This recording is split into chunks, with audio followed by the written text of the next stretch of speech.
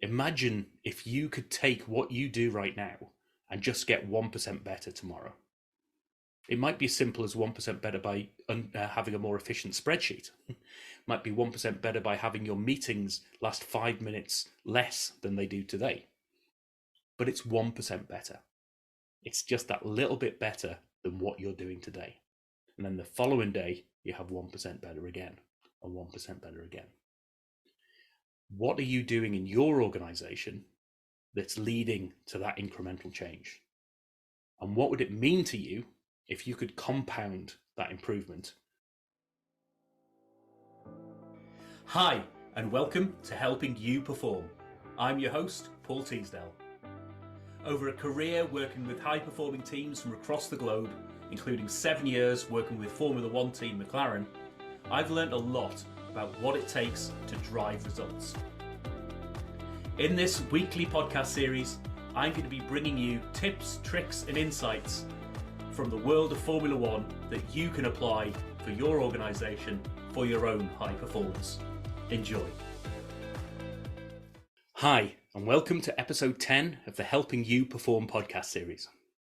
In episode 9, I covered off areas of teamwork, bringing in examples from the pit stop and how teams get together to work as a team and deliver as a team consistently to achieve the results they're trying to drive. In today's episode, I want to cover off improvement. What does improvement mean, and what should you be doing in your organization that helps you to get better at what you do? Now, improvement comes in many different guises, and there's lots of jargon around it. There's things like Six Sigma, continuous improvement, incremental change, all sorts of things that ultimately just mean you get better at what you do. Now, there are two types of improvement that I want to talk about today. One of them is that incremental change. So that's that small changes that build on each other to get better and better each day, the 1%ers. And the other one is what we call step change, which is where you maybe have a big initiative, you invest in something, it's a big change, but it is having a big impact on your performance. So if we talk to that example first, one of the great examples of step change in the world of F1 was something called the F duct. Now, this is something that came about by interpreting the rules around the rear wing of the car. Now, one engineer was reading those rules and thought, well, it says about the rear wing that it's not allowed to be movable. And the purpose of a rear wing, one of its key purposes, is to produce downforce to push the car onto the track. That really helps during the corners, but actually you want to minimize downforce during the straights. You want to be able to cut through the air quicker.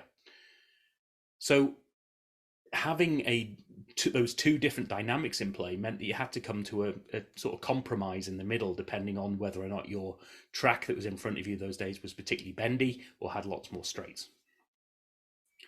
So what this engineer did was think about this laterally and thought, it says I'm not allowed a movable rear wing. What if I keep the rear wing static as it is, but I move the way in which the air flows over it? And the way that I can do that is to have a duct, so an air duct that takes in air from the front of the car and goes all the way around to the back of the car and sort of blows air over the rear wing. And that wasn't movable, so it's well within the regulations. And I can get the driver to control it simply by having a hole next to his elbow. And if he covers the hole, the air flows one way, and it all goes all the way over to the back wing. The rear wing, sorry. And if I remove my elbow, that air starts to come into the cockpit and actually cools the driver down as well, has all sorts of advantages. Now, this is what's called a step change. It has a huge impact on the performance that you are looking to do, because suddenly that car was driving in the straights as if it was set up for straight line driving, and in the corners it had loads more downforce. So all the competitors were thinking, how the hell is McLaren doing this? What are they doing? And it was a big secret, because quite often in that world, you're not allowed any sort of trademarks or copyrights and things like that. All of the technology is there for everyone to see, so you have to hide what you're doing in some ways. You've got to be really careful about how you let your competition know what's happening. And so for half of the season, McLaren were streets ahead of the competition because they had this competitive advantage.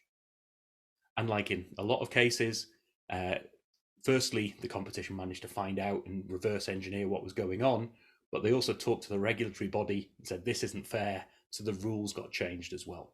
And these days it's called DRS, where you're actually allowed to move that front wing at certain times in the race as well. So the rules changed around them, but during that time, they had such an advantage that step change and improvement was valuable to them. Now that is different to incremental change, which is the small day on day, week by week design tweaks that allow you to make little changes that are best for that individual area of the car, or to bring the whole thing together that optimizes it. So it might be a small change in the design of the wing or the aerodynamics. It might be a small change in the powertrain, so that you just get in constantly just that little bit better. Now, interestingly, these forms of improvement, if you think about step change or incremental change, the things that companies that I've worked with certainly seem to be most interested in is investing in those big changes, those step change improvements that can be there. Now, they can be really good and really valuable, but let me throw some numbers at you. If you start your season with a performance of 1, whatever that performance might be, you've got a performance of 1. That season for you might be your financial year, it might be a month, whatever it is for you. Now, if you were to have a step change improvement of 50%, so you're going to uplift your performance by 50%, by the end of that season, by the end of that month or year, whatever it is for you, you'll have a performance of 1.5. Brilliant. You've made a huge impact. You've had some advantage, but you've probably had to invest heavily in that, in terms of time, resource, and probably a lot of money. But they're the most attractive changes. Now, think about it in terms of incremental change, those 1%ers.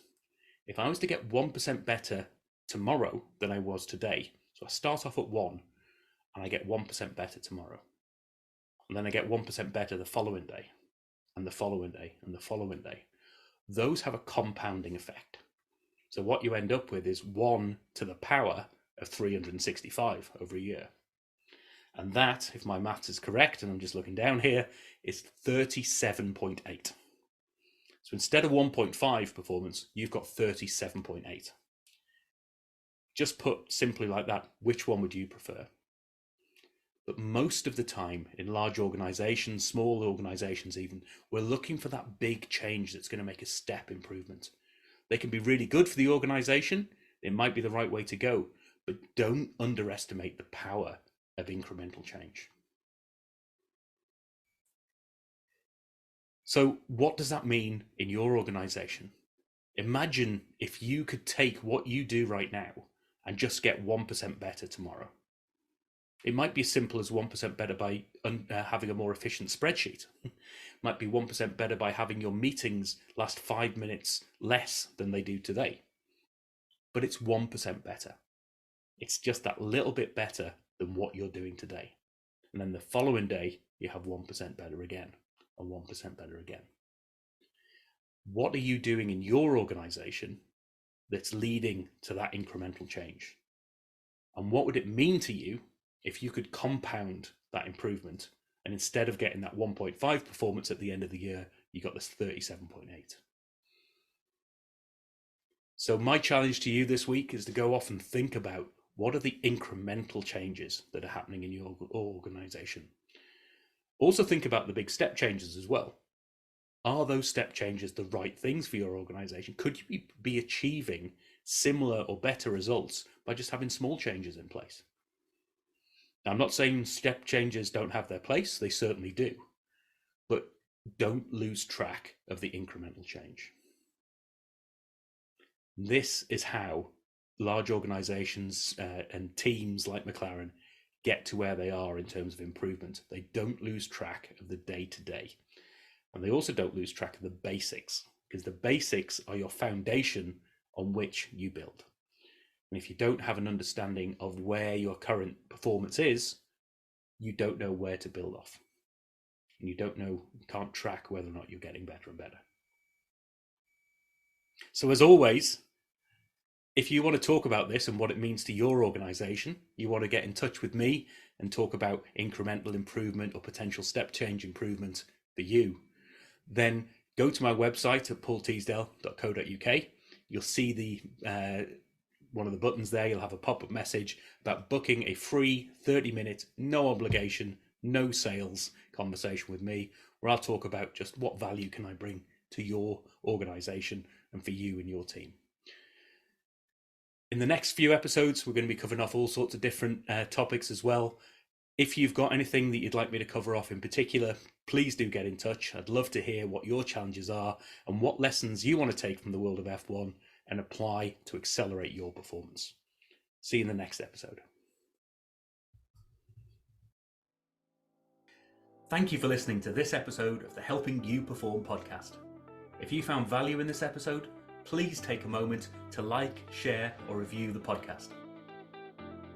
You can reach out to me at any time, either through LinkedIn or through my website at www.paulteasdale.co.uk. I look forward to speaking to you in the next episode.